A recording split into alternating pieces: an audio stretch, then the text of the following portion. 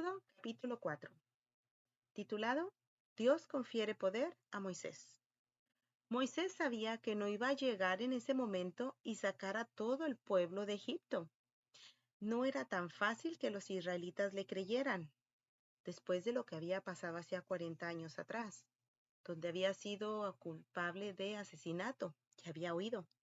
Así que eso teniendo en mente, le pidió a Jehová señal para mostrarle a la gente y pudieran creer en Moisés. Jehová no le dio una señal, sino 3, pero no era para convencer a los israelitas. Estas señales eran para incrementar la fe de Moisés y quitar su temor al fracaso. La primer señal, la vara. Le preguntó, ¿qué tienes en tu mano? En su mano traía una vara. Todo pastor tiene 2 herramientas, una vara y un cayado, y cada una tiene un propósito. La vara es un pedazo de madera recta, de aproximadamente 1 metro de largo, y esta vara se usa para dar golpecitos a las ovejas para que vuelvan al redil. El cayado, en caso contrario, es un palo largo, grueso, y tiene un gancho en la parte superior. Se parecería a un bastón. Este palo largo ayudaba a todo pastor para caminar. Le servía de apoyo. Le ayudaba también a sacar una oveja cuando caía en un hoyo. Le ayudaba cuando ésta se caía, él con el cayado la levantaba. O en casos más extremos, este cayado también le servía de arma contra animales peligrosos. Por eso es que en Salmos 23:4 nos dice, aunque ande en valle de sombra de muerte, no temeré mal alguno, porque tú estarás conmigo. Y añade, tu vara y tu cayado me infundirán aliento. Estamos viendo cómo se mencionaban las 2 herramientas que estaban usando en ese momento. Ya vimos la diferencia entre la vara y el cayado. Ahora, entonces, Moisés ahora tomó su vara y la aventó en tierra como Dios dijo. Y esta vara, que era el palito, se convirtió en culebra. Y Moisés, de miedo, huía de la culebra. Y para aumentar el impacto de esta señal, Dios le dijo, tómala por la cola para revertir el milagro. La mayoría de las personas prefieren agarrar una víbora antes que tomarla con la mano, la prefieren agarrar con el cayado o con alguna otra herramienta. Pero en esta ocasión se le instruyó a Moisés, toma a la serpiente, a la culebra por la cola. ¿Por qué hizo esto? Porque Dios quería que tuviera confianza en Dios. La señal número 2, la mano. Moisés obedeció a Dios y le dijo, saca tu mano de donde la tenía bajo su ropa. Moisés, al sacar su mano, se dio cuenta que estaba toda leprosa. La lepra era una enfermedad incurable en ese tiempo. Era una enfermedad contagiosa. Era una enfermedad que nadie quería tener porque el día que se descubriera que tenía lepra, hasta era quitado del pueblo. Para revertir el milagro ahora Dios le pide que meta de nuevo la mano y al sacarla, su mano salió limpia. ¡Wow! Era una evidencia de que Dios había usado un poder sobrenatural. Así que con esta señal dejó muy en claro a Moisés qué tan poderoso Jehová era. ¿Qué es lo que hacía la lepra? La lepra no aparecía y desaparecía de un momento a otro. Cuando la persona le daba lepra, ella perdía sensibilidad en manos, brazos, piernas y hasta muchas veces podía perder la vista y algunos dedos. Así que ya saben, cuando a una persona le daba lepra, ya no se le quitaba. Moisés logró ver una señal a través de Jehová que la lepra apareció y al siguiente momento desapareció. Señal número 3. Moisés todavía tenía un poco de dudas, por eso Jehová le dijo, si no te creen, vas a tener que ir al río Nilo y vas a derramar el agua sobre la tierra, y esas aguas se harán sangre. Así que Dios le diría a Moisés que fuera al río Nilo, porque este río era un río espiritual para Egipto, todos los egipcios, porque ellos era una fuente de prosperidad, era un río donde ellos adoraban a sus dioses, porque algunos dioses de Egipto también provenían de esas aguas. Así que Moisés, al derramar su agua en tierra, se convertiría en sangre. Era un mensaje un tanto fuerte para los egipcios y los hebreos, pero tenían que ver el poder que tenía Jehová para libertarlos. Y hay una cosa que quiero aclarar aquí. ¿Se fijaron que Moisés le dijo en el versículo 8, donde le menciona que si no le creen ni obedecieron a la voz de Dios, creerán a esta señal?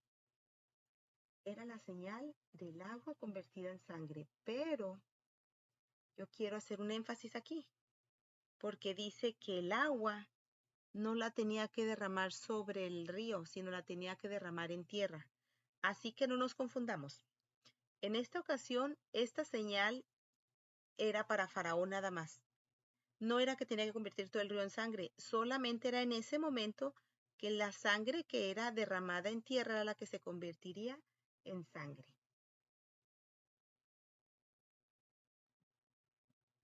Vamos entonces a continuar ahora. Moisés, después de haber visto las señales del poder de Dios, debió de haber quedado impactado por lo que había acabado de ver. Pero no fue así. Aún así, Moisés se sentía inseguro en su lenguaje. Había olvidado el idioma egipcio todo el tiempo que estuvo en Madián, y esto lo hizo sentirse descalificado para cumplir esta misión. Muchos historiadores dicen que Moisés tuvo miedo por ser tartamudo, pero la escritura original nos dice, pesado de boca y pesado de lengua. Era alguien que era torpe para comunicarse en su lenguaje. Eso lo podemos ver en Salmo 51:15. Pero antes de este encuentro, no se menciona que Moisés tuviera esa discapacidad.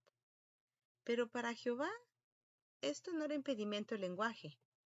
Pero aún así, cuando Dios te encarga una misión, Él te dará la habilidad para realizarla. Esto lo podemos ver en 1 Corintios 1:27, donde nos dice, lo necio del mundo escogió Dios para avergonzar a los sabios, y lo débil del mundo escogió Dios para avergonzar a lo fuerte. Así que Moisés estaba preparado por Dios para avanzar en esta misión. Dios pacientemente estaba razonando con Moisés con cada excusa que éste ponía. Pero cuando Moisés le dijo, te ruego por favor, envía a otra persona, allí realmente Dios se enojó y le dijo que iría entonces a Aarón. Y ahora ya no Moisés sería el que iba a hablar, sino Aarón hablaría por Moisés. Aarón compartiría las palabras de Moisés el profeta. Se le quitó una parte de la misión y se le encomendó a Aarón. Así que se le ordenó que no tomara cualquier vara, sino solo la vara con la que había logrado el milagro en ese momento. Eso estamos hablando del versículo 2, cuando le preguntó, ¿qué es lo que tienes en tu mano? Y él le respondió, una vara. A esa vara es la que él tenía que llevar. Así que Moisés tenía todavía dudas de ir o no ir, porque la última vez que había estado allí, el faraón había querido matarlo. Así que Jehová le avisó a Moisés que todos los que intentaban matarlo habían muerto, para que no tuvieran miedo. Entonces Moisés se llevó la vara de Dios en su mano. Y ahí es donde Moisés iba a regresar a Egipto. Regresó otra vez con su familia, después de recibir las instrucciones en el monte Horeb. Regresó otra vez con Jetro a Madián, hizo algunos arreglos, preparó a toda su familia y juntos todos partieron para Egipto. Moisés esa tarde se despidió de Jetro, su suegro. ¿Se han dado cuenta de algo? ¿Por qué será que Moisés no le reveló el motivo de su viaje a Egipto a su suegro Jetro? La respuesta sería, no le hubiera dejado ir. Pero Moisés sí se llevó a toda su familia con él para su misión que Dios le encomendó. Ya para ese entonces tenía 2 hijos. Así que en el camino a Egipto, Dios seguía hablando a Moisés sobre lo que estaba por enfrentar. En el versículo 24 podemos ver cómo es posible que Dios primero llame a Moisés para una misión y después en el camino intente matarlo. Es ilógico. A simple vista parece no tener sentido. Lo que debemos saber es el trasfondo de esto. Moisés había cedido a la persuasión de su esposa Séfora. Recuerden, ¿de dónde venía Séfora? De Madián. Los madianitas no creían mucho en Dios. Así que Séfora había estado insistiendo y había evitado circuncidar a uno de sus hijos. Moisés, al tomar a toda la familia de Egipto, todos habían formado parte de la misión, pero no todos estaban en regla con la misión que Dios necesitaba. Y Dios, cuando pide a alguien estar en una misión, no solo lo pide a él, sino también a su familia. Esto lo podemos ver en Génesis 17:14, donde nos dice, el varón incircunciso que no hubiera circuncidado la carne de su prepucio, aquella persona será cortada de su pueblo, ha violado mi pacto. Esa es una de las reglas que Dios había puesto a todas las personas que quisieran seguirle. Y en eso se incluía Moisés. A Moisés se le había olvidado, Séfora no recordaba, pero Jehová sí sabía lo que estaba pasando. Entonces lo que hizo es que tuvo que amenazar a Moisés de muerte para que recordara lo que se le estaba olvidando. Ellos se pusieron a pensar y rápidamente se dieron cuenta que su hijo, uno de sus hijos, no estaba circuncidado. Séfora, la esposa, lo entendió rápidamente porque Moisés estaba siendo casi asesinado por Dios. Séfora rápidamente actuó y se recordó lo que había evitado hacer hacía bastante tiempo atrás, que era circuncidar a sus hijos. Y lo que hizo fue correr, tomó un pedernal y ella misma circuncidó a su hijo. Ahora, en el versículo 23 podemos ver, Séfora evitó la circuncisión porque no estaba de acuerdo. No estuvo de acuerdo, lo evitó y Moisés aceptó. Pero en esta ocasión Séfora no lo hizo de agrado, porque en el versículo 23 dice que Séfora, al cortar el prepucio, lo tiró a los pies. ¿Por qué hizo esto? En primer lugar, Séfora hizo este movimiento no con agrado.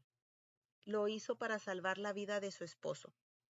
Y aún a pesar que Séfora lo hizo en una forma incorrecta, Dios aceptó el rito. Pues no era la misión con Séfora, sino Dios tenía la misión con Moisés. Y en el futuro no se dijera que Moisés no se hizo todo correctamente como Dios le decía. Pero aclaremos algo. Cuando Moisés estuvo en Egipto, ¿Séfora estuvo a su lado todo el principio? No. Séfora no pudo acompañar en la misión a Moisés, porque Séfora al principio no estaba del todo de acuerdo. Así que Moisés es el que terminó yendo solo hasta Egipto.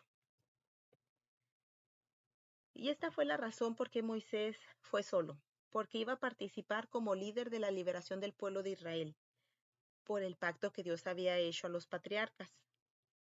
En el Antiguo Testamento nosotros podemos ver todo esto como la circuncisión en tiempos pasados. Pero ahora nosotros, si lo vemos en el siglo XXI, en el 2024, podemos ver que ahora no tenemos circuncisión. Ahora nosotros le llamamos el bautismo. Esta es una regla que Dios nos pide para que formemos parte del nuevo pacto con Dios desde que Jesús vino a esta tierra. Así que si tú quieres estar en regla con Dios, te recuerdo, ¿estás bautizado? Así como Jesús lo hizo, donde descendió a las aguas y volvió a levantarse. No es cualquier bautismo, es el bautismo que Dios dejó como ejemplo. Recuérdate, si queremos posponer las reglas que Dios pide y no lo hacemos, vamos a estar como Séfora en aquel entonces. Así que cuando se nos pide hacer algo en favor divino, ya sea si a una persona se le pide predicar, sanar, curar, hacer milagros, Dios va a querer que tu vida esté de acuerdo con sus ordenanzas. No podemos ir a hacer lo que Dios pide y por detrás de nosotros, de nuestra vida, tener cabos sueltos que no van de acuerdo con las enseñanzas bíblicas. Esto no solo sería el caso de Moisés, sino el caso de cada uno de nosotros en la actualidad.